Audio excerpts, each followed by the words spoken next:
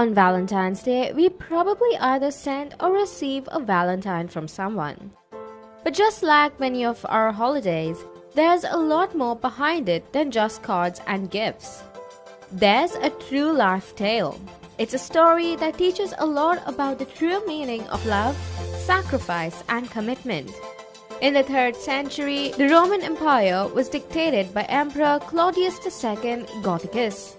He was also known as Claudius the Cruel because of his harsh leadership and his tendencies for getting into wars and abusing his people. In fact, he fought so many wars during the 3rd century that he was having a difficult time recruiting enough soldiers. Claudius believed that recruitment for the army was down because Roman men did not want to leave their loved ones and families behind, so he banned all marriages and engagements in Rome. Thousands of couples saw their hopes of marriage dashed by the single act of a tyrant, and no one seemed interested in standing up to the emperor. But a simple Christian priest named Valentine dared to come forward and stood up for love. He secretly conducted the marriage of soldiers before they went off to war despite the emperor's order. In 2069 AD, Emperor Claudius found out about this secret ceremony. He had Valentine thrown into prison and deemed that he would be put to death. As Valentine was awaiting execution, he fell in love with a blind girl who happened to be his jailer's daughter.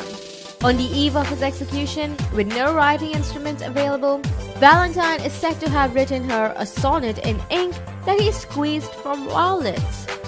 Legend has it that his words made the blind woman see again. It was a brief romance before the next day Valentine was executed. Saint Valentine gave his life so that couples could be bonded together. His spirit is still alive. Even centuries after his death, the story of Valentine's sacrifice to love remains a legend. He was eventually granted sainthood, and the Catholic Church decided to create a feast in his honor. They picked February 14th as a day of celebration because of the ancient belief that birds, especially lovebirds, owls, and doves, begin to mate on that very day. It's surprising to know that Valentine's Day is really founded on the concept of love in marriage. On this Valentine's Day, what are you doing to keep the love in your marriage burning? While giving a gift and card, having a candlelight dinner, and sharing special words of love are all important, the true